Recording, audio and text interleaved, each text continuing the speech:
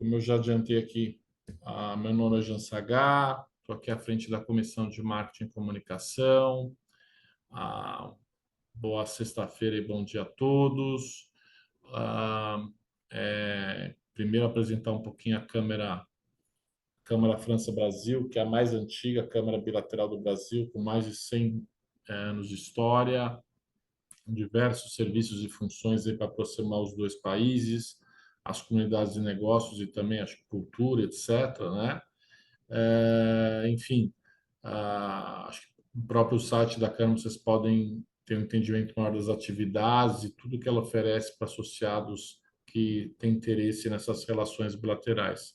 Especificamente, vocês estão aqui na Comissão de Comunicação e Marketing, que promove conteúdos, né? Hoje, preponderantemente, webinários relacionados a temas de interesse. E hoje eu tenho o prazer aqui de ter um colega, um mentor da minha carreira, de início de carreira, o André Vasconcelos, que está à frente de uma empresa de estratégia e desenvolvimento de equipes aí de vendas B2B em Citar. Em breve ele vai se apresentar com mais calma e propriedade, mas o André, para mim, é um mentor, um profissional, um amigo com quem eu comecei a carreira, que eu tenho ótimas recordações desde os primeiros dias aí de trabalho, quando nos conhecemos na Credicar, e acompanho ele há muito tempo. Acho que a ideia de trazê-lo aqui hoje, vendas é uma área que tem, acho que já teve muitos mitos e hoje está cada vez mais profissionalizada, técnica e estratégica, né? Mas a gente ouvia falar muito antigamente de tem um DNA de vendas, né? A pessoa tem perfil de vendas, parecia uma coisa um pouco romantizada, só baseada em talento, e hoje o André vai mostrar, abordando aqui tecnologia, dados, né, e questões mais de gestão, como vendas, principalmente B2B, é uma área cada vez mais técnica, científica, né, que os resultados são frutos de planejamento, de uma gestão muito apurada. Então, é um grande prazer ter todos vocês aqui. Mais uma vez, convido vocês a conhecer a Câmara, visitar o nosso site. A gente tem muitas outras comissões, muitos outros eventos especiais, diversas áreas, né? Bem além de marketing e comunicação. E agora eu passo a palavra para quem a gente realmente quer ouvir aqui, que é o André Vasconcelos. André, você sabe que eu aqui tenho um amigo, um fã, um admirador. Eu não esqueço que eu comecei a carreira com vocês e um grande time lá na Credicar. A bola está com você e uma ótima apresentação. Sensacional, obrigado, já. Pô, cara, ficou feliz de ouvir isso.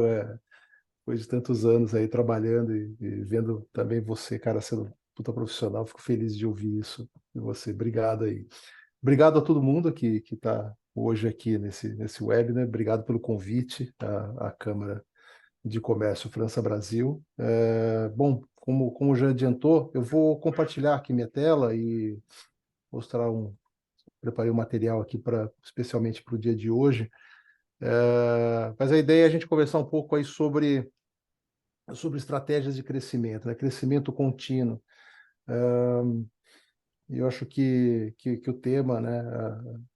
O tema ele falou, né, muito sobre a venda, como ela começa, ou a venda, né, ter o perfil de vendas, as pessoas são vendedoras. Então, eu vou começar falando um pouco de mim. Porque eu não me considero um vendedor, eu me considero uma pessoa que aprendeu a vender a partir de a partir do desenvolvimento de algumas técnicas, embora eu esteja sempre há mais de 32 anos no mercado, e sempre na área de marketing. Sou formado em marketing, venho dessa formação, mas eu sempre estive muito perto de vendas, sempre estive muito perto das áreas estratégicas e a estratégia como e marketing, né, da maneira mais analítica possível. Então, a gente passou, como já falou, pela Credicar. Então, comecei minha carreira, pode se dividir aí em duas, três fases agora, mas eu fui de meios de pagamento de bancos durante vários anos, e depois migrei para mídia. Então, eu fui para o Grupo Folha, fiquei muitos anos, fiquei quase 10 anos no Grupo Folha, entre Folha de São Paulo, e aí trabalhando desde com a área de assinatura, depois a área de venda de jornal em banca, uma coisa completamente diferente. Eu fui diretor de marketing e vendas do UOL também, e terminei a minha carreira como executivo com live marketing, com feiras de negócios na empresa, na Reed Exhibitions. A gente fazia aí mais de quase 30 feiras por ano, como Salão do Automóvel, Bienal do Livro, feiras técnicas, industriais.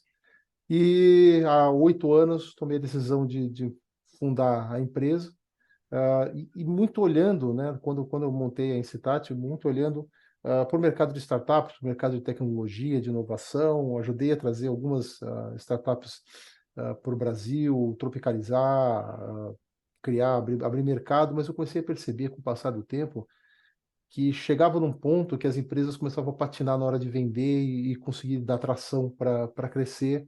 E eu percebi que ali, até o meu próprio trabalho não era tão bem valorizado naquele momento.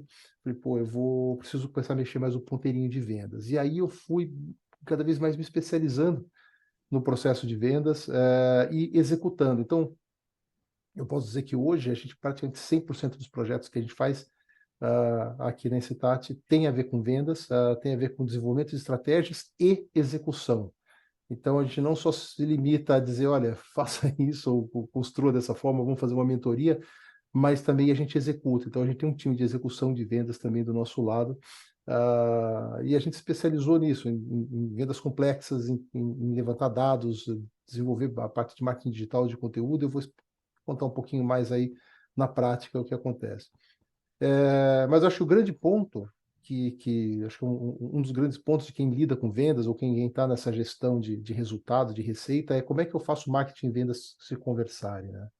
Tem sempre aquela história, né? Marketing se ressente porque gera uma quantidade muito grande, faz um esforço, gera uma quantidade grande de leads, está ali trabalhando com branding, trabalhando com performance, gerando seus cliques, e vendas fala, pô, mas não chegou nada qualificado aqui para mim. E do outro lado, vendas se ressente dizendo, pô, a gente tem que fazer todo o trabalho sozinho, marketing não dá o apoio. Então, um dos nossos pontos, e aí parte aí do nosso DNA, é como é que a gente consegue fazer marketing e vendas se conversarem, como é que a gente elimina gaps. Acho que um grande ponto que a gente trabalha é como é que a gente elimina gaps.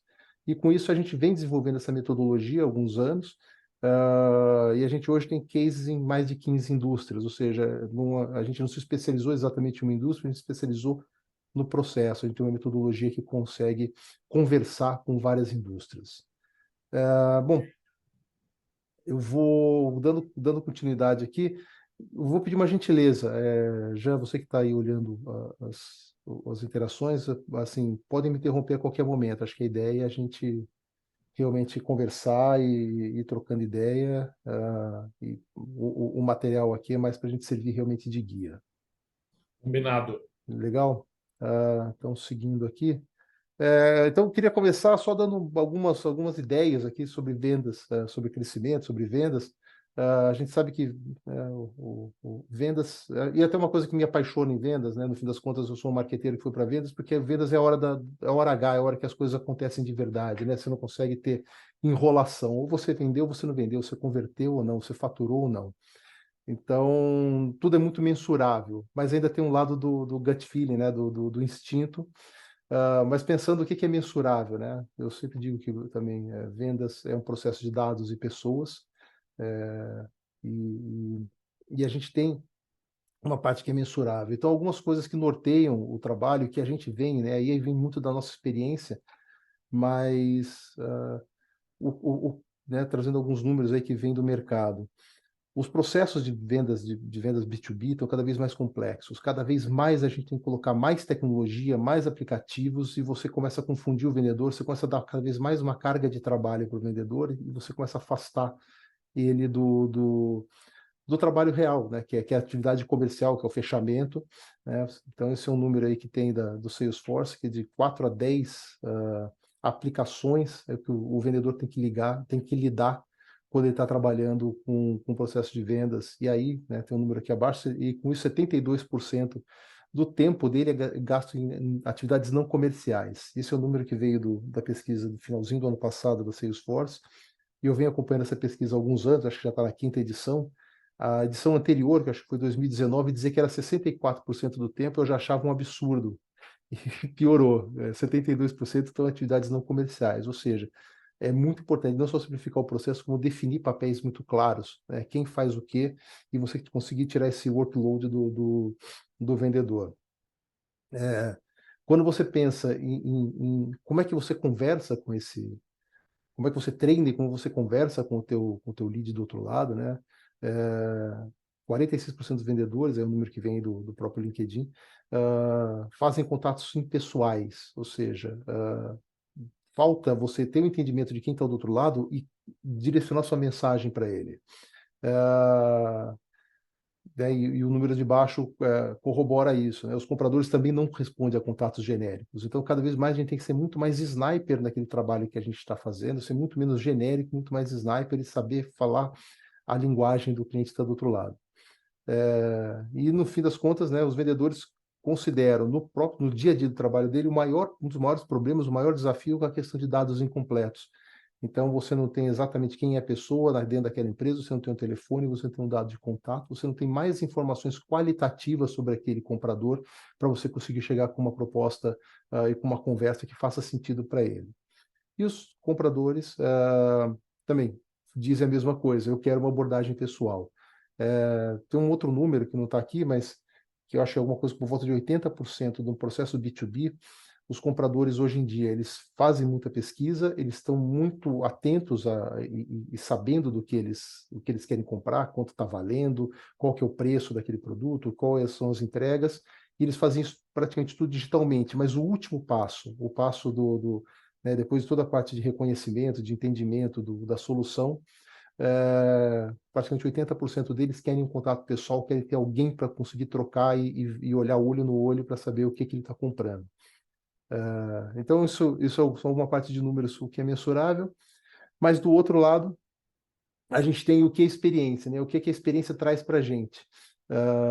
O que o instinto nos traz, em inglês gut feeling, eu botei uma palavra em francês, não sei nem se eu sei pronunciar direito, porque a gente está aqui no grupo da França, mas o que a gente sabe é que não tem venda sem marketing, ou seja, se você não tem uma construção de marca, se você não tem uma construção de conteúdo, de storytelling, você não consegue vender e vice-versa. Se você não vende, você não consegue financiar o resto da tua operação.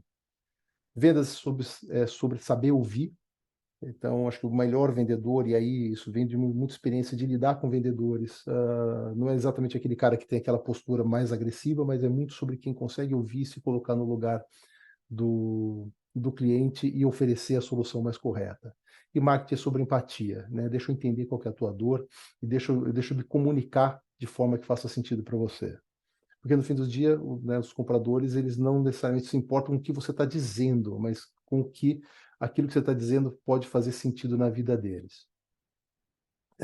Esse ponto da qualificação dos leads, eu acho que é algo que sempre aparece, toda vez que chega um cliente e me pergunta, mas quantos resultados você vai trazer, quantas vendas e tudo mais, eu falo, cara, depende muito de qual seja o seu resultado no final. Eu não quero te entregar 50 leads que você não vai fazer nada com isso, eu quero te entregar 2 que você converta os 2. É melhor do que isso. E um outro ponto, que a gente usa isso como nossa base de trabalho, é testar hipóteses o tempo todo, né? Eu aprendi muito cedo na minha carreira, né? Eu e o Jean tivemos aí um mesmo chefe aí no passado que dizia que a gente não consegue afirmar nada em marketing ou vendas se a gente não testar. Então, algo que a gente consegue fazer muito pelos nossos clientes é testar hipóteses. Então, que hipótese que a gente quer testar agora? A gente quer ir para um outro mercado, a gente quer trabalhar com uma outra abordagem, a gente quer pensar em outro preço, o que a gente quer fazer? E a gente consegue entrar e sair muito rapidamente nesse teste de hipóteses, né? Acho que esse é uma das coisas que o vendedor, tanto o gestor de venda como o gestor de marketing, tem que estar fazendo isso o tempo todo. E, por fim, vendas não acontece por mágica. É um processo.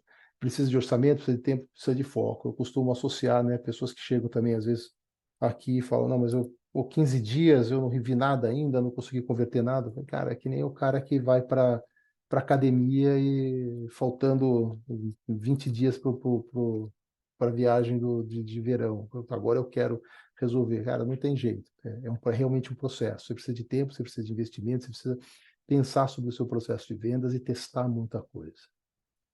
Então, primeiros insights aí. E aí a gente dividir esse papo, né, no que, quando a gente pensa nas vendas, né, vamos pensar no que, o que que a gente quer fazer, o que a gente vai pensar em termos de estratégia, e depois o como a gente chega lá. Então, pensar um pouco aí, né, como já falou, a genealogia do crescimento. E a gente tem parte do princípio que, não, quando a gente fala em crescimento contínuo, a ideia de crescimento contínuo, a gente está falando de, não é uma linha reta, a gente está falando de ciclos, né? São sempre ciclos de crescimento. A gente invade um novo mercado, a gente tem uma nova oferta, a gente tem um novo produto, e ele, em algum momento ele vai se esgotar. Então, o crescimento sempre acontece em ondas. Então, o que que a gente pode fazer, né? E aí, um dos pontos que eu sempre ressalto, eu acho que é o que é bacana, né? Foi uma forma aí da gente, um viés aí dessa apresentação para hoje, é a gente pensar muito como que hoje, com a estrutura que você tem, com os produtos que você já tem, como você consegue pensar no teu próprio crescimento, né? Identificando as suas oportunidades, entendendo os seus KPIs, entendendo os papéis que cada pessoa tem na sua empresa, como é que você consegue desenvolver um processo de crescimento. E aí tem algumas formas, e aí vou detalhar, né, explorando a cauda longa, ou pensando em crescimento regional, trabalhando em produtos que não são exatamente o core, pensando em mais volume. Então, são algumas estratégias que a gente cita aqui, mas que podem ser lançadas, vocês podem trabalhar isso imediatamente, né? Parar, olhar para dentro de casa e iniciar um novo ciclo do teu crescimento, né? Uma nova onda a partir de um desses pontos. E aí, uma pergunta que sempre aparece, né? Putz, eu vou investir no quê? Eu vou investir mais em inbound, eu vou investir mais em outbound, eu vou... qual que é eu não acredito em venda ativa, eu só vou fazer conteúdo, eu só vou trabalhar com mídia digital. Eu acho que assim, se você puder, você tem que trabalhar com os dois. Mas se você tiver que escolher, tem que pensar um pouco nas características do teu negócio, nas características do teu público. E, principalmente, aí, acho que é o próximo slide, como é que são suas conversões. Ontem, coincidentemente, ontem eu bati um papo com um potencial, com uma empresa, com um potencial cliente que trabalha no nicho extremamente específico, que é otimização energética para quem utiliza gás, um negócio extremamente específico. Os caras investiram muito em inbound até o momento e conseguiram poucos resultados. E aí, quando você vai olhar, você percebe que tem muito pouca palavra-chave ligada a isso, as pesquisas sobre esse assunto são muito pequenas, é um oceano azul, é um mercado praticamente desconhecido. Então, como é que um cara desse vai trabalhar só com mídia? Nesse caso, você precisa trabalhar provavelmente um outbound, você precisa ir atrás realmente das pessoas que podem decidir esse negócio, o decisor do teu negócio, alguém que ainda está numa fase de descoberta dessa necessidade, você tem que levar isso para ele. Inbound, normalmente, quando o lead chega para você, ele já passou pela fase de descoberta de interesse, o que é uma coisa bem bacana. Você não tem todo esse trabalho de convencimento, de educação, que às vezes você até tem que ter no outbound, de criação de interesse, de educação. Mas, por outro lado, ele também já chega, no momento que ele já chega em você, ele provavelmente já deve estar se conectando, ou conversando, ou pedindo informações para mais 3, 4, 5 concorrentes seus. Então, assim, o inbound ele é importante, ele ajuda a construir marca, ele traz os leads, mas muitas vezes você pega o cara já no momento onde ele está te comparando a outros clientes, e aí o teu desafio de conversão ele é maior. Um outro ponto a respeito do inbound: se você trabalha com alto volume e você precisa de uma baixa qualificação, putz, é bacana você trabalhar, porque normalmente o que está acontecendo agora, né, e tem a ver com o item abaixo, a gente vive aí um monopólio de mídia, né, praticamente. A gente tem basicamente dois grandes players, né, o Google e Meta, Facebook, Instagram e tudo mais, e o Google dominando tanto busca por palavra-chave, por vídeo. Você normalmente, né, cria sua campanha e dá uma rezada depois, porque você não sabe exatamente para onde vai ser entregue, quem que vai receber. Então, o seu custo de aquisição normalmente o seu custo de aquisição de lead acaba ficando mais alto e com uma qualificação mais baixa. Com outbound, normalmente você começa a qualificar esse cliente antes do processo iniciar. né? E você consegue definir os volumes que justificam teus custos, que justificam teu ROI. Então, ambas as estratégias são.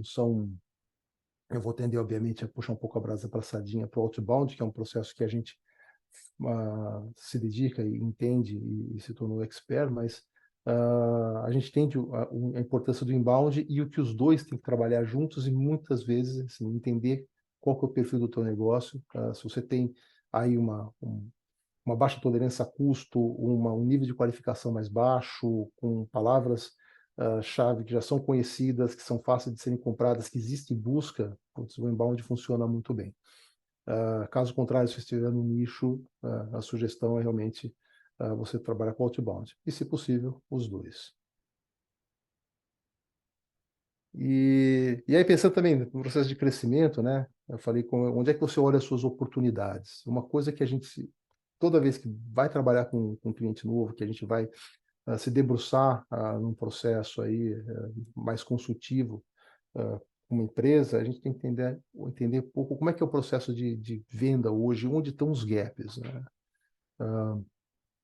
É algo que a gente sempre reforça muito. Eu não quero concorrer com nenhuma área interna das empresas ou concorrer com os times que já estão formados, mas quais são os gaps que que a operação tem hoje? Vamos trabalhar nesses gaps, vamos auxiliar a empresa no desenvolvimento, na visão desses gaps. Então, olhando aqui, né, um fluxo hipotético, não exatamente super hipotético, mas razoavelmente hipotético, quando a gente olha um processo como esse, a gente começa a olhar e falar, legal, se você está fazendo sua campanha, desenvolvendo seu conteúdo, jogando uma landing page, você, né, e sempre trabalhando, quando se fala de gaps, a gente fala sobre seus ganhos e suas perdas, né? Qual o seu percentual de ganhos em cada uma dessas fases, a composição dos teus ganhos em todo o fluxo que vai te dar o teu resultado final.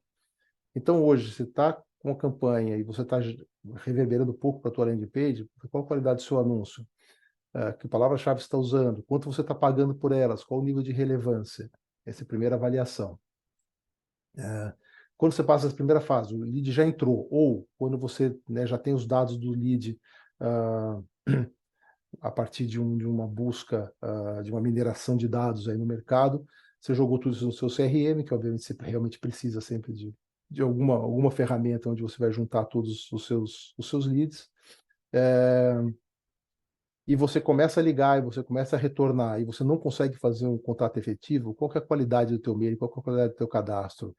Você fez uma landing page muito longa, os clientes não estão colocando todos os dados, os clientes estão mentindo nos dados que eles estão colocando para você, ou você minerou numa base fraca, numa base ruim, ou numa base só de dados desatualizada, de dados abertos, né? Qual é a qualidade dessa qualificação inicial do dado? Legal, você conseguiu falar com o cliente e ele não qualificou, ou ele não conversou, ou ele não quis fazer uma reunião com você, tá? Qual a qualidade da sua abordagem? Qual a qualidade do seu pitch? Uma coisa que não pode acontecer é você chegar numa reunião de venda com um cara que está fora da qualificação, que não tem interesse no seu produto, você está fazendo isso só, você marcou a reunião só porque você tinha meta de reunião. Então, qual é a qualificação que você tem aí? Que é isso aí. Você chega na reunião e você não consegue fazer reunião, você não consegue botar uma proposta, então você tem problema no perfil do cliente, você tem problema no seu processo de qualificação do teu cliente ideal, né? Porque muitas vezes no afã né, no desejo da gente vender mais, a gente acaba não prestando atenção ou abre demais a torneira e você recebe clientes que realmente não tem nenhum perfil, nenhum fit com o teu produto e esse cara depois não vai querer efetivamente comprar o teu produto. Não conseguiu colocar proposta, estamos fora do time, não entendemos direito as dores desse cliente, e por final, conseguimos vender ou não? É um problema de preço, um problema de entrega, de valor percebido? Ou seja, cada um dos processos, entre cada fase, que são ações que você toma efetivamente, existem ganhos ou perdas, e os motivos têm que ser entendidos. E aí é onde a gente trabalha muito forte nisso. Porque se você pensar aí de novo matematicamente, se o seu objetivo é fazer uma venda e você sabe que a tua taxa de conversão de proposta para venda é 10%, você vai ter que ter 10 propostas. Se você, de reunião, que se transforma em proposta, você tem aí uma quebra de 60%, você vai precisar de 16 reuniões. E por aí vai. Putz, eu tenho 80% de clientes qualificados que eu consigo fazer uma reunião, eu preciso de 20 qualificações. Eu só consigo, de 100 caras que eu falo, só 20 eu consigo transformar em qualificação, eu tenho que falar com 100 caras. E só 25% dos caras que eu coloco no meu funil, eu consigo efetivamente chegar em contato com ele, então eu preciso de 400 leads. Putz, o seu processo de venda, ou o seu processo de geração de lead, está gerando 400 leads para você fazer uma venda? Não, tem muito menos, então vamos trabalhar cada um dos gaps para a gente conseguir entender como é que você chega efetivamente nessa venda. E aí, acho que esse é o cálculo da matemática, essa matemática que a gente tem que fazer, principalmente quando a gente está falando aí de um outbound, eu tenho que fazer a conta muito de trás para frente, né? Quantos caras dentro do pipe, quantas empresas novas dentro do pipe eu preciso para gerar o resultado necessário. E aí, quando você, né, e como você monta o seu planejamento de venda, você começa a olhar, cara, por cada canal, e aí você tem que olhar, tá bom, isso aqui eu falei de um canal, eu falei aqui de um processo de inbound, telefonia e ligação para chegar nesse cliente. Mas você pode trabalhar com outros canais, pode trabalhar com venda direta, você pode trabalhar com representantes, cada canal tem processos, tem conversão e tem uma margem. Né? E a partir desse momento que você consegue entender cada um desses seus indicadores, você consegue evoluir no teu processo. E aí, falando de identificar oportunidades, né? Então, né, como eu falei ali anteriormente, a gente tem... Como é que você cresce a partir do que você tem hoje? Né? Como é que você consegue pensar estrategicamente em cima daquilo que você tem hoje, que você consegue crescer sem precisar ir para a inovação, sem precisar olhar para outro produto, sem precisar criar nada novo. É olhar para o teu produto atual. Então, quais são suas forças, né? Que área de expertise você tem, como é que você usa a expertise dos sócios ou já o conhecimento de marca que existe. Se você tem uma capacidade instalada que permite você fazer mais, putz, por que eu não trabalho em volume, por exemplo? Existem competidores, você está você tá com uma dificuldade muito grande de colocar a sua oferta, porque tem muito competidor nesse mesmo mercado, legal. Onde você pode ir, né? Ou você pode trabalhar no mercado do teu substituto em vez de trabalhar diretamente com o teu competidor. Você pode trabalhar em outro segmento que você ainda não trabalha hoje, com outro perfil de cliente. Onde encontrar mais perfis? Se você achou o teu perfil ideal, putz, esse cara é perfeito, esse cara me dá a melhor margem. Então, legal, onde é que eu encontro mais esses caras? Como é que eu trabalho mais com eles? Você tem produtos atuais. Você pode fatiar esses produtos, entregar pedaços deles, você não precisa entregar ele inteiro para você conseguir viabilizar o seu negócio, ou você cria pacotes, você junta vários produtos, ou adiciona serviços que são valorizados. Né? E aí, no fim do dia, é rentabilidade. Né? Vamos trabalhar com o melhor ticket, a melhor margem. Como é que a gente consegue reduzir o custo dessa entrega? Então, e sempre olhando, né, de forma de olhar o filme e olhar a foto. Você olha o teu momento atual, mas você olha o teu filme também, de onde você veio, qual foi a tua evolução para você chegar naquele momento e para onde o mercado está apontando. Porque, de novo, né, o crescimento, a história do crescimento aconteceu em ondas. Muitas vezes o que estava acontecendo, o que estava dando certo até ontem, hoje não está dando mais, porque você tem novos competidores, você tem mudança de mercado, você tem mudança de perfil de clientes. Então, esse é um ponto para você conseguir identificar suas oportunidades. E aí, dando alguns exemplos de clientes que a gente já trabalhou e que tem essa e que a gente conseguiu aí alguns resultados interessantes, efetivamente olhando sem grandes alterações do que eles ofereciam, mas olhando oportunidades já estavam instaladas. Então, por exemplo, Cauda Longa. Tenho dois exemplos aqui, os dois são da área de publicidade. Isso aqui é Flix Media, que vende mídia em cinema, Hello, que vende mídia em TVs dentro de prédios residenciais. A gente fez um trabalho para eles para pegar o pequeno empreendedor em regiões muito específicas. Então, a gente fez um trabalho muito granular de entender onde esse pequeno empreendedor está e ele tinha potencial de comprar. E eles estavam muito focados dentro de um oceano vermelho de grandes agências, de grandes anunciantes, brigando aí tentando dividir mesmo o dinheiro que essas empresas jogam aí em muitas mídias. Uma outra empresa que aí é de indústria, mudando um pouco o segmento, a Fluipress é uma empresa, um cliente nosso, que trabalha muito bem, é líder na região sul em questões de automação industrial, e a gente abriu um mercado, eles não tinham condição de criar estrutura para abrir mercado em outros, e já tinham dominado, saturado o mercado do sul, e a gente abriu mercado para eles em outras regiões, com a mesma entrega. A partir de representantes, a gente abriu mercado de representantes para eles fora do sul. Aí produtos menos desenvolvidos, você tem potencial inexplorado de alguns produtos, então por exemplo, o IPT, o Instituto de Pesquisas Tecnológicas ligado à USP, que é nosso cliente, ele tem um produto sensacional que é o Hub de inovação, que eles não conseguiam, que junta uma série que é transversal a todas as unidades de negócio deles, eles não conseguiam vender isso. Então a gente ajudou eles a organizarem esse produto e colocar no mercado para empresas interessadas em inovação, utilizando os recursos deles.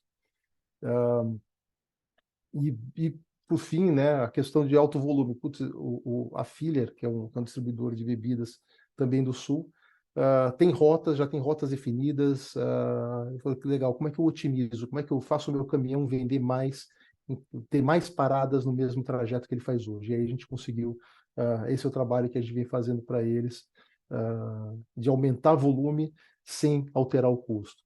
Então, são alguns exemplos de como você pode pensar nos seus ciclos de crescimento, nas suas possibilidades de crescimento, sem necessariamente passar por processos de inovação muito grandes.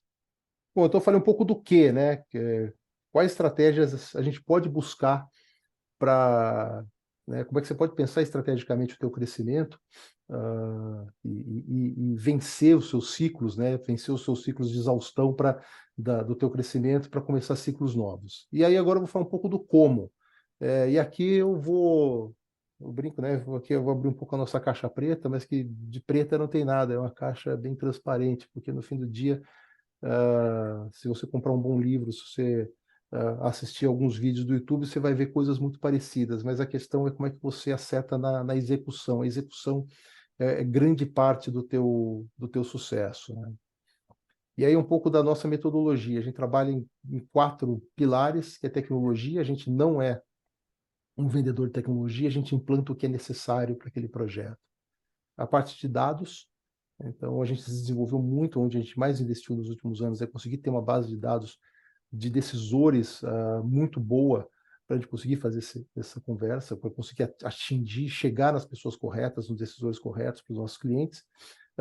Conteúdo, porque sem a gente conseguir se comunicar corretamente, não adianta nada a gente ter o resto das coisas. E no fim do dia, pessoas, né? Eu falei lá no começo, né?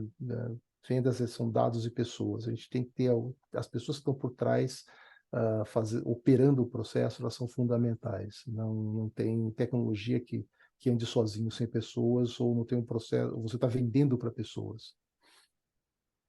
E aí, falando especificamente em tecnologia, eu vou quebrar cada um desses pilares.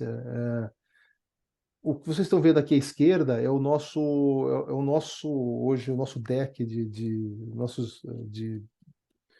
de aplicações que a gente utiliza e deve estar faltando coisa ainda.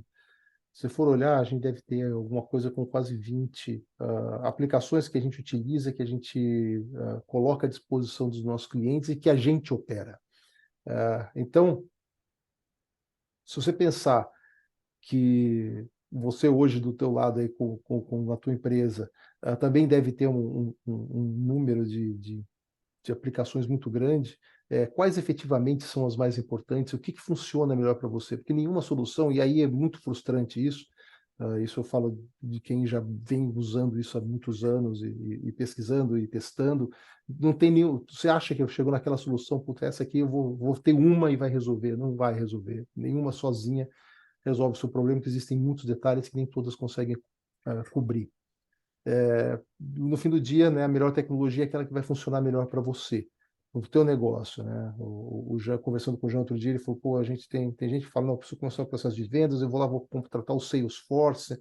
Puta, é sensacional, cara, mas você está comprando um Cadillac, você está comprando a Ferrari para andar na rua esburacada de São Paulo, você não precisa disso, né? Porque no final, independente da tecnologia que você tenha, quem opera são as pessoas. Então, para cada uma dessas aplicações, você tem que ter gente qualificada por trás para desenvolver esse trabalho e operar. Então, a questão de tecnologia, eu digo que a gente é agnóstico em relação à tecnologia. O que funciona é o que você tem que aplicar. Então, vale realmente pesquisar e olhar, tem uma infinidade de situações do mercado, de tecnologias disponíveis, o que funciona melhor para você. O segundo pilar que a gente trabalha é a parte de dados, e para mim essa é a gasolina do negócio. Se você não tiver dado, você não adianta você ter tecnologia, e se você não tiver dado, você não consegue chegar em lugar nenhum. E toda vez que a gente começa também um trabalho, a primeira visão que se tem, né, de qual o segmento você vai prospectar, normalmente vem, eu preciso de empresas que sejam desse setor, em determinada região, com tal faturamento, com tanto número de funcionários, legal. Esse é o nível macro. Isso aqui você faz um corte, né? Tem 23 milhões de empresas ativas no Brasil, você consegue cortar aí alguns milhões. Mas você tem que ir cada vez mais na granularidade. É você chegando nesse detalhe da granularidade que você consegue realmente atingir o teu resultado. Então, o segundo nível de granularidade, perdão, é qual o nível de qualificação? Porque, obviamente, você vai começar a falar com essa empresa, você vai precisar ter um nível de qualificação mínimo. A situação tributária, puta, essa empresa está devendo, essa empresa tem alguma dívida ativa, faz sentido você vender para esse cara? É uma empresa que os sócios estão com exposição a risco, você quer trabalhar com esse cara? Você consegue olhar tudo isso. Que tecnologias eles têm implantadas? Se você consegue trabalhar, olhar uma tecnologia implantada desse cliente que faz sentido para o teu negócio, que ele vou dar um exemplo de um cliente que a gente tinha, um cliente que fornecia serviços de telefonia e especialmente para quem tinha Zendesk, a plataforma Zendesk implantada. Então, legal, a gente vamos olhar quem tem Zendesk, esse é o primeiro corte que a gente faz de nível de qualificação, independente de qual seja o KNAI dessa empresa. Ela pode ser um e-commerce, como ela pode ser como ela pode ser uma empresa de serviços. Esse cara tem propensão a delivery, propensão a e-commerce, são coisas que a gente consegue ver, eles têm que tipo de redes sociais que ele tem, o que faz sentido para a qualificação do seu negócio. Aqui você já consegue fazer um recorte gigantesco e não perder tempo numa abordagem. Mas o que vai fazer a diferença no fim do dia é você entender o nível de decisão. Quem é o cara que decide o teu negócio? Então, qual que é o cargo dele? Qual que é o nível dentro da empresa? Muitas vezes o cargo sozinho não diz muita coisa, porque às vezes o cara pode ser um gerente, mas ele tem ele tem um nível de caneta que é alto. Às vezes não, é super centralizado no diretor. Muitas vezes, quando você trabalha também com cargos muito elevados, você não vai trabalhar só com esse cara, você vai ter que trabalhar com influenciadores à volta dele que vão levar essa informação ou vão defender o teu projeto lá dentro. Então, que tipo de influenciadores você tem dentro daquela empresa que vão poder, você vai ter que conversar também. Em relação a níveis de decisão, existe muita questão de timing e sazonalidade. Para determinados mercados, para o mercado industrial que a gente trabalha, o início do ano ele é muito lento. Tem muita gente de férias e tudo mais. A coisa começa a pegar fogo mas a partir de março. Em compensação, mercado de consultorias, por exemplo, de uma maneira geral, o final de ano, a partir de outubro, é quando se começa a pensar em fazer uma troca. Então, por exemplo, uma troca de uma consultoria tributária, troca de uma consultoria jurídica, começa a trocar a partir do final do ano. Pô, esse é o melhor momento de você abordar. Então, entender como funciona a cabeça, como funciona a necessidade ou as pressões que o próprio decisor tem, e é nesse momento que você consegue levar aí uma solução mais adequada para ele. E tudo isso te produz, né, eu chamo de múltiplas visões. Você começa a ter múltiplas visões dessa pessoa, desse indivíduo que vai tomar a decisão. Né? Muitas vezes você fica falando, puta, eu vou falar com o cara que está naquela cadeira, mas esse cara tem determinadas pressões, ele responde a determinadas pessoas, ele tem responsabilidades e pressões que ele sofre. Então, como é que você entende tudo isso? Importante também, de novo, assim como tecnologia, você não consegue todos esses dados num lugar só. Normalmente fala-se muito em compra de mailing, a gente trabalha com ele, com fornecedores de Big Data, mas a gente tem que trabalhar com muito enriquecimento desse dado para você conseguir realmente identificar quem é o cliente correto. O terceiro pilar, que é conteúdo, aí também. Você tem o dado, você sabe quem é aquela pessoa, mas você precisa saber se comunicar corretamente com ele. Aqui eu botei como imagem alguns resultados reais que a gente tem aí de campanhas de e-mail marketing. A gente tem consistentemente resultados aí por volta de 40% a 50%, acima de 30% pelo menos, nas nossas ações, porque a gente tem um nível de granularidade e segmentação muito grande e mensagens muito direcionadas. Eu brinco aí, sorry designers, mas o copy é fundamental. A sua capacidade de contar uma história e o seu envolvimento, o seu engajamento via história e via workflow de história, como é que essa história vai andando, é, é um dos fatores chaves de sucesso, né? E você não consegue trabalhar com uma ferramenta também, né? Trabalho com muitas fontes de dados, trabalho com várias tecnologias, trabalho com muitas combinações de canais e ferramentas de contato. E aí, exemplificando um pouco, né? Aí um pouco da nossa experiência, isso um pouco do que a gente observa, né? Obviamente não está escrito em pedra, mas de maneira geral, quanto mais técnico ou microempreendedor, quanto mais técnico o cargo, menos e-mail esse cara olha, menos LinkedIn ele tem. Se você vai para a indústria, então, o LinkedIn praticamente inexiste no cara mais técnico. A gente tem cliente que tem que abordar técnicos de manutenção. Esse é um cara que só atende telefone quando ele não está rodando a fábrica, e até ele prefere que a gente mande um WhatsApp para ele. Em compensação, vamos lá para o outro extremo. Se você tem que falar com o diretor, com o C-Level, com o sócio de uma empresa grande, esse é um cara que não vai atender o telefone. Se você ligar para ele, você provavelmente vai ser bloqueado. Se você mandar um WhatsApp imediatamente, provavelmente ele vai te bloquear. Mas é um cara que responde muito bem por um e-mail, ele responde o seu e-mail. É um e-mail bem produzido. É um cara que acessa você bem no LinkedIn. Então você tem que entender o perfil, entender quais são as ferramentas de comunicação, e aqui dando alguns exemplos bem por cima mesmo. E workflow. Então, não é uma mensagem, ou não é repetir a mesma mensagem. É você pensar numa linha do tempo onde você consegue contar uma história. Então, esse é um workflow real nosso aqui. A gente, de algum dos vários que a gente acaba utilizando, então a gente começa, esse é um workflow que começa com um mass mail, que começa com um disparo mais em massa para você testar, você sentir um pouco a temperatura daquela base que você está abordando, ou aquela determinada oferta. E a partir dali você começa a ter novas apresentações, envio de novas informações, aí, né, o job break, né, que a gente fala, que vai para um pedido explícito de reunião, com tentativas de ligação entre elas, e a qualquer momento, se o lead autoriza, você pode conectar para o WhatsApp, que é extremamente efetivo, mas é o último passo e com a autorização. Então, de novo, né, você tem o dado, você sabe quem é aquela pessoa, você tem que ter conteúdo que funcione para ela, que faça sentido, que trabalhe com a dor dela, que transmita as informações corretas para você levar ela por esse workflow. O último pilar que a gente trabalha é a parte de pessoas. Eu deixei especialmente por último mesmo, porque às vezes é muito negligenciada. A gente tem uma tendência a estabelecer, a olhar para o processo, para a máquina, para a tecnologia, para o dado, mas no fim do dia tem uma pessoa ali que vai operar. Você tem que ter um cara qualificado para operar. E no trabalho de venda, e aí eu vou voltar aí a frase do Jano no início da nossa conversa, né? Falar do cara que tem o perfil de vendedor e tudo mais.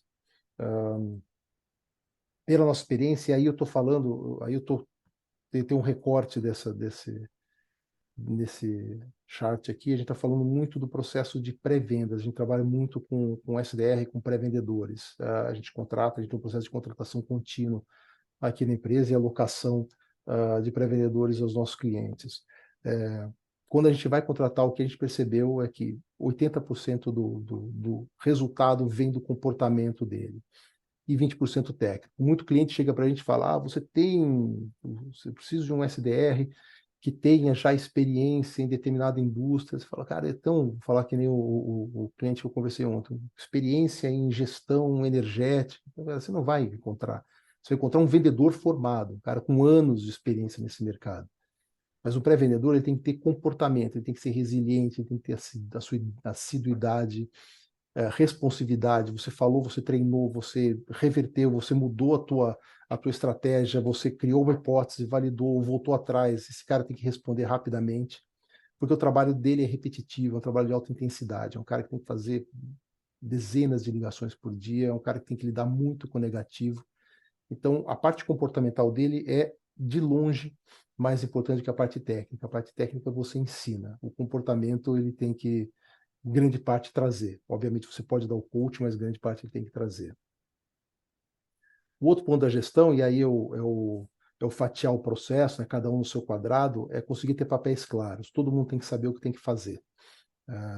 Então, relembrando lá o que eu falei no começo, 72% do trabalho dos vendedores, do tempo dos vendedores está em atividades não comerciais. Você tem que ter papéis claros, atividades claras, para ele não se perder. Se você começa a mudar o papel, colocar mais atividades, trocar as atividades, a tua produtividade vai naturalmente cair. E desenvolver KPIs e metas claras com esse, com esse vendedor, com esse pré-vendedor, né? Como que você vai avaliá-lo? Ele tem que estar ciente disso e você tem que dar as condições para que ele opere dessa forma, e esses KPIs têm que ser mantidos e relembrados o tempo todo e monitorados.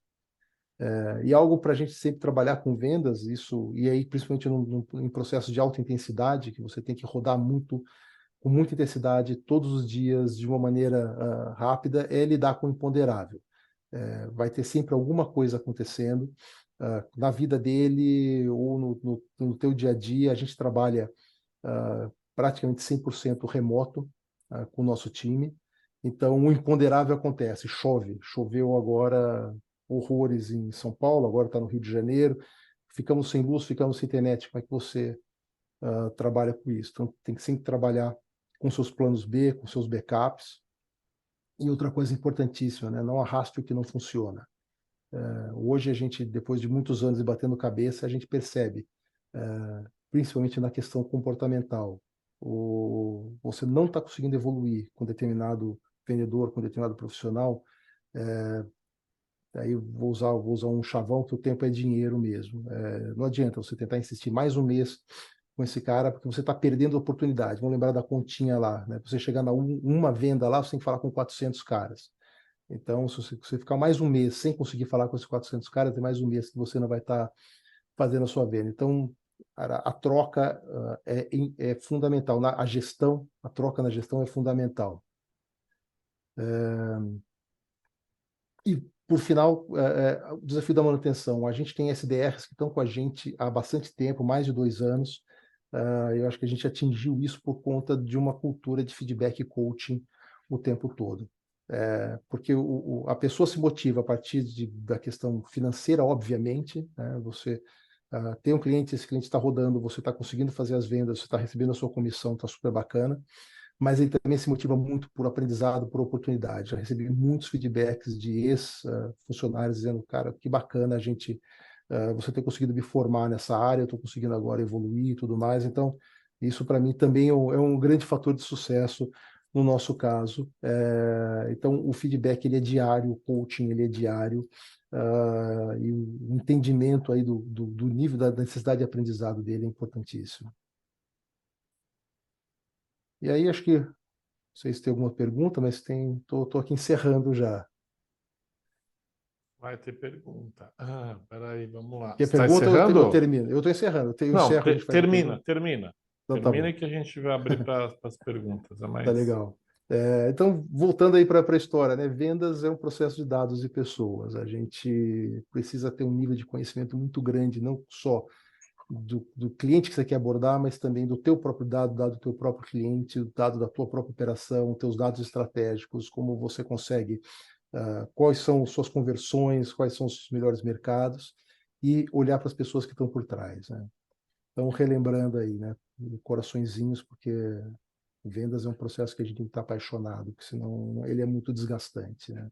Vendas é aquele negócio, você ralou o mês inteiro, quase morreu, entregou a meta, primeiro dia do mês seguinte começou tudo de novo. Então, se você não estiver apaixonado por isso, é um problema. Então, Mas só lembrando, todo crescimento um dia acaba, a gente tem que trabalhar com entender que isso acaba e estar preparado para pensar nos novos ciclos, porque a mudança é a única realidade. O que funcionou hoje não vai funcionar daqui a pouco.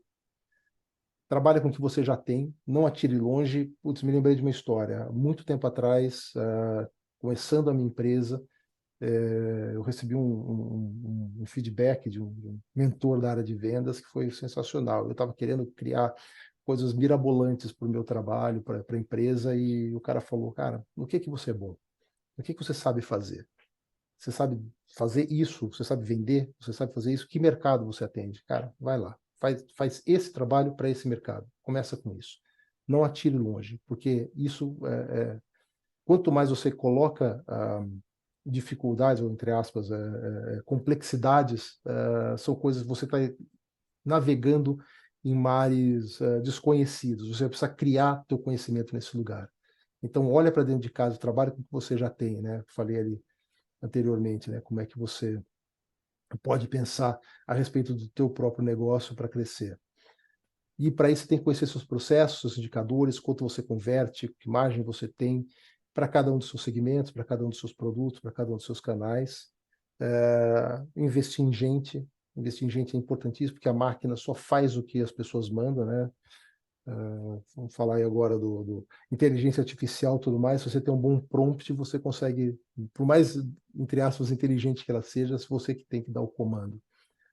Conheça o seu cliente, trabalha com dados, saiba onde ele está, o que ele precisa, comunique-se corretamente com ele. No fim, é testar, testar, testar, testar, porque às vezes uma hipótese pode ser totalmente estúpida, mas você só sabe se ela é estúpida ou não se você conseguir testar e tirar rápido da frente. E é isso aí, gente. Espero que Muito tenha, bom, tenha André. ajudado aí Tem algumas vocês. perguntas aqui que já vou encaminhar, Boa.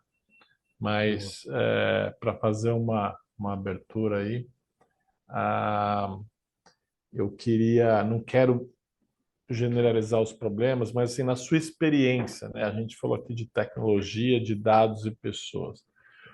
Onde você acha assim que começa a dor das pessoas que estão com dificuldade de onde o mato costuma estar mais alto, né? Novamente, para cada cliente, fala assim, sempre vai ter as exceções. Então, assim, uma regra geral, onde você assim, cara, geralmente o mato está muito alto nesse capítulo aqui desse sistema que deveria funcionar muito bem, amarrando tecnologia, dados e pessoas. Você tem algum ou é difícil dizer isso? Não, vai de caso a caso, mas eu acho que. Posso tirar, se incomoda se eu tirar a tela aqui da Não, apresentação, que eu vejo fique vocês à melhor? vontade. Acho que eu vejo vocês melhor. É, vamos lá, acho que vai realmente de caso a caso, mas onde eu vejo as maiores dificuldades? Eu vejo muita dificuldade na organização dos recursos das pessoas, e das duas formas. Ou você tem poucos KPIs, você tem KPIs que não são levados a sério, ou falta de clareza em papéis. Então, eu tenho um cliente que a gente ajudou muito ele nesse processo, assim, que os vendedores faziam tudo. O vendedor levantava a lista, o vendedor botava no CRM, o vendedor fazia a ligação, ele fazia a proposta, ele negociava e ele implantava. Então, assim, é impossível você conseguir fazer que o cara faça tudo. Aí a gente entrou fazendo o processo de pré-venda para ele, a gente levou absurdamente o volume de resultado dos caras. E aí ele falou, pô, mas qual é o segredo? O segredo é que a gente só se dedicou a alguma coisa. Se você conseguir fatiar o teu processo e colocar cada um no seu quadrado, ajuda pra caramba. Então, acho que esse é um dos problemas. Muita coisa do tipo, muitas vezes os vendedores agarrados com algumas oportunidades que não vão para frente, ou que outro vendedor ou que outra operação poderia estar trabalhando melhor e o cara fala, não, mas esse cara é meu aqui, né? E aí você começa a perder a oportunidade, né? Muito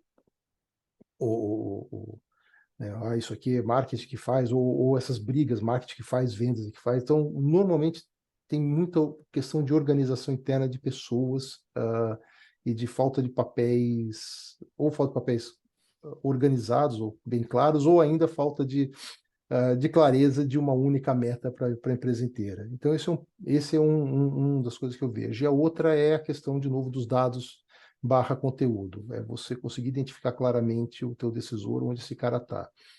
Muita gente batendo cabeça, não conseguindo identificar. Cara, eu estou fazendo mídia para caramba, não recebo nada. Ah, eu estou ligando e não estou achando. Só vem cara desqualificado. Legal. Então, como é que você nutre corretamente essa base para você achar a pessoa certa? Então, acho que quando você fala de mato alto, eu vejo esses dois pontos aí, inicialmente. Legal, muito bom. André, a gente tem a presença ilustre aqui da diretora nacional da Câmara, Corinne Fontanelli, e ela fez uma pergunta de um dado aí que você apresentou, que acho que assusta qualquer um que estava prestando atenção ali. O vendedor ele perde 72% em tarefas gerais administrativas e sobra 28% para ele vender, é isso? É isso aí. E, enfim, o que que você tem de conhecimento de como a gente pode melhorar essa equação e deixar o vendedor mais dedicado à geração de valor para a empresa, né, na atividade de fim dele? Eu acho que, de novo, fatiar o processo. O vendedor ele não pode fazer tudo. Você não pode dar atividades, as atividades de novo têm que ser claras. Você não pode dar atividades para o teu vendedor que vão tirar ele do processo da realidade dele. Eu vou dar um exemplo, ah, não vou dar o nome da empresa, mas com uma das últimas empresas que eu trabalhei, a gente tinha necessidade de buscar novos mercados, de expansão.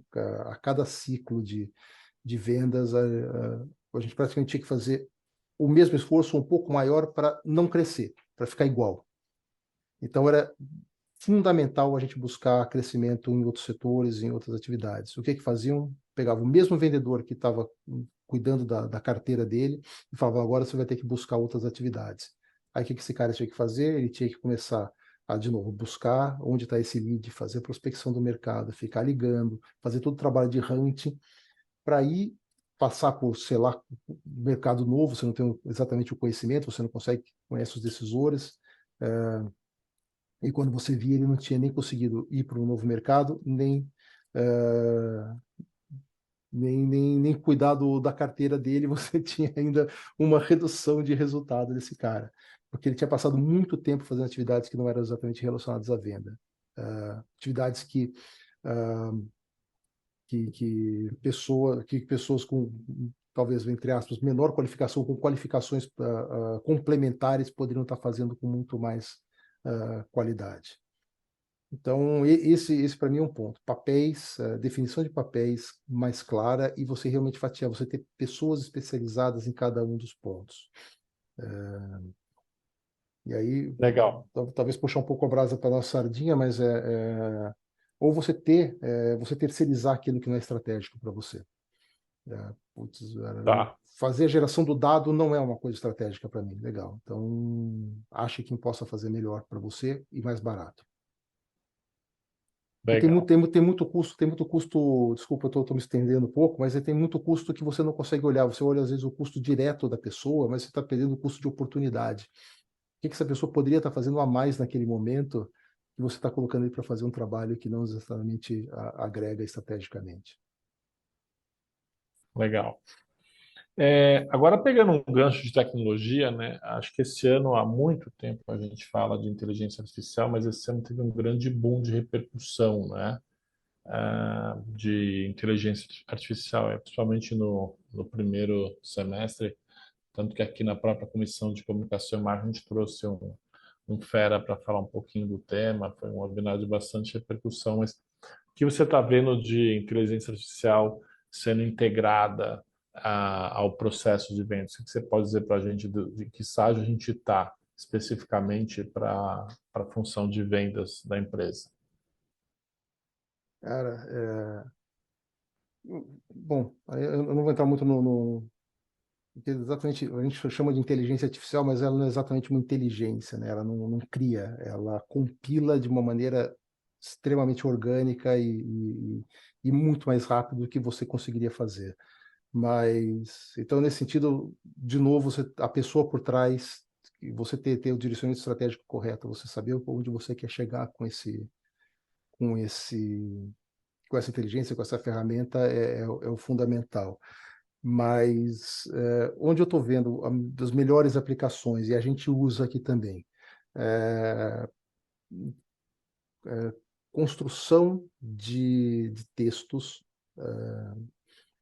e não a parte criativa, né? Você dá um prompt, você recebe sugestões de temas, e aí você, como pessoa, tem que trabalhar. Então, assim, ele é extremamente importante para você compilar dado, para você agrupar esse dado, ter uma primeira proposta de texto ou alguma coisa assim, mas você tem que ter a tua mão por trás para justamente tratar esse imponderável, né? Porque existe uma tendência de todos os textos começarem a soar muito pasteurizados. Você percebe isso claramente quando você lê um texto gerado por inteligência artificial ou recebe um e-mail gerado por um chat, GPT, alguma coisa assim, você percebe claramente que ele vem meio pasteurizado, que ele vem duro. Então, mas o que ele te ajuda? A partir do momento que você achou um caminho, você achou um caminho criativo, ele te ajuda muito a desdobrar. Então, eu preciso desdobrar isso para outras indústrias, preciso desdobrar isso para outros cargos. Então, ele te dá muita velocidade nessa produção. Ele te ajuda a. É mais uma ferramenta. De novo, é mais uma tecnologia, é mais uma ferramenta. Ele te dá muita velocidade. Então, na parte de texto, a gente usa, mas sempre olhando, né, do outro lado, olhando a nossa, usando a nossa filigrana, nossa sensibilidade para dosar a mão e ser mais pessoal possível nesse contato com o cliente.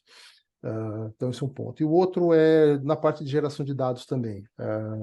Você conseguir fazer lookalike, você conseguir trabalhar interações entre pessoas, descobrir contatos de uma mesma empresa, contatos similares. Então, já tem algumas ferramentas aí que a gente usa de busca de dados, de qualificação de dado, enriquecimento, que já usa algumas ferramentas de inteligência artificial para fazer essas buscas de uma maneira mais inteligente. É menos aquele buscador, é menos aquele rastreador, né, o crawler de internet que fica buscando informações abertas, informações públicas na internet, e muito mais uma capacidade de correlação entre as informações que levam você a um determinado objetivo. Legal. André, eu não sei se você pode escrever aqui no chat e deixar seu e-mail só para facilitar. O Eduardo gostaria de entrar em contato com você. Você pode deixar seu Posso. e-mail aqui.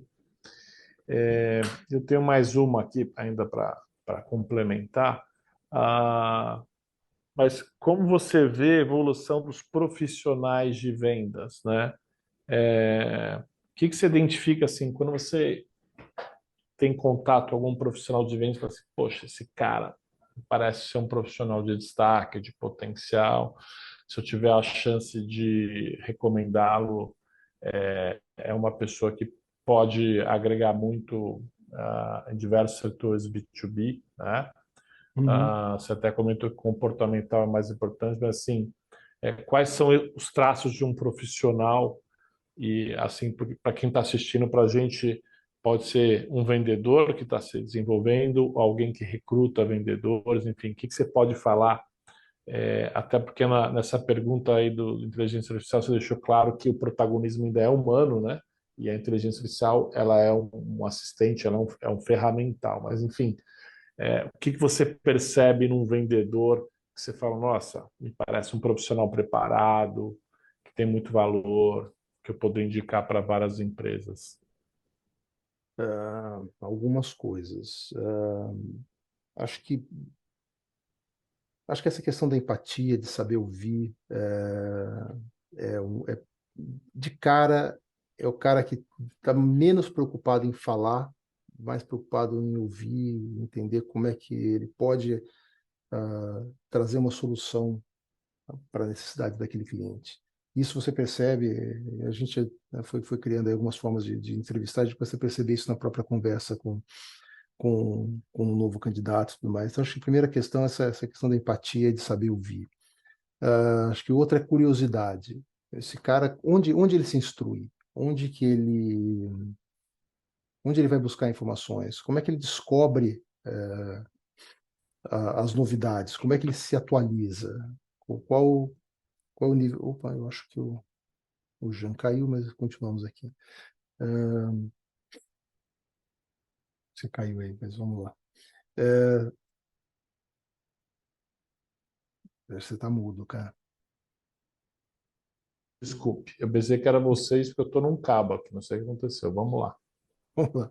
É, então, o segundo ponto é essa curiosidade. Esse cara é curioso, ele consegue dar aquele. Eu não vou dizer aquele passo a mais, quando a gente pensa no passo a mais, é aquele cara que vai trabalhar até mais tarde, que vai se ralar todo pela empresa, não. Como é que esse cara dá esse passo a mais em relação à própria preparação dele para uma informação, para um processo, né? Então, eu tenho um exemplo de um pré-vendedor nosso, já está com a gente há bastante tempo, ele tem um nível de entendimento, de busca de entendimento do produto que ele está trabalhando e de ferramentas que podem ajudá-lo a fazer o processo. Eu aprendo demais com esse cara, porque com esse e com outros que vão trazendo coisas incríveis para a gente. Então, qual que é a capacidade dele de evoluir, de ser curioso, de se informar? Então, acho que são dois pontos. Obviamente, né, tudo isso leva a ele uma capacidade de associação de ideias muito importante, né? Esse cara tem que ter uma sacada muito rápida, ele tem que ter presença de espírito. Você só consegue, né, ter essa maleabilidade a partir do momento que você consegue, que você tem o conhecimento, você consegue se aprofundar, você tem empatia, você ouviu corretamente, você se aprofundou no assunto e aí você consegue trazer mais, juntar mais pontos para trazer uma solução que atenda o cliente. Legal, acho que sua resposta tem bastante aderência com o comentário que você falou que o comportamental é mais importante, né? Então, a empatia, ou seja, ouvir mais e falar menos, saber a hora de falar, né? E a curiosidade aí são fundamentais para Exatamente. o vendedor, para o profissional, né? Ter mais sucesso, ter mais êxito. Ah, André, eu acho que a gente aqui não tem mais perguntas. Você quer deixar alguma mensagem final? Quer reforçar alguma coisa? Enfim, Acho que fala um pouquinho de, mais aí do que você oferece para o mercado, dar referência para as pessoas aqui que estão escutando a gente. legal fazer. Acho que legal deixar duas coisas. Acho que primeiro acho que a gente acredita muito de novo, eu sou um marqueteiro que fui migrando do marketing cada vez mais para vendas, porque entendi que é o lugar onde, entre aspas, desculpa aí, mas menos bullshit. Então, a hora da venda é a hora da verdade. Então, isso para mim é muito gratificante. Você vê que você está resolvendo questões reais, né? E vendas, acho que não tem nenhuma empresa que afundou porque vendeu mais, né? Na realidade, venda resolve muita coisa. Então, a gente se especializou, eu particularmente fui me especializando nisso, e a gente acredita muito desse poder transformador da venda, e eu acredito muito na capacidade, poder que a gente pode ter em cima das pessoas que lidam com a gente, né? Então, acho que isso é outro ponto. Eu falo muito de pessoas, mas a gente é um exemplo, a gente tem uma equipe muito diversa. Pelo fato de a gente trabalhar praticamente 100% remoto, hoje eu tenho capacidade eu faço, né, contratações no Brasil inteiro, então a gente tem uma quantidade muito grande de sotaques, de experiências, de backgrounds, e a gente traz pessoas que a gente normalmente, quando a gente fica muito olhando o nosso umbigo aqui, a gente, né, dentro de São Paulo, com o nosso perfil, a gente acaba perdendo essa perspectiva. Então, hoje, posso dizer que a gente tem esse,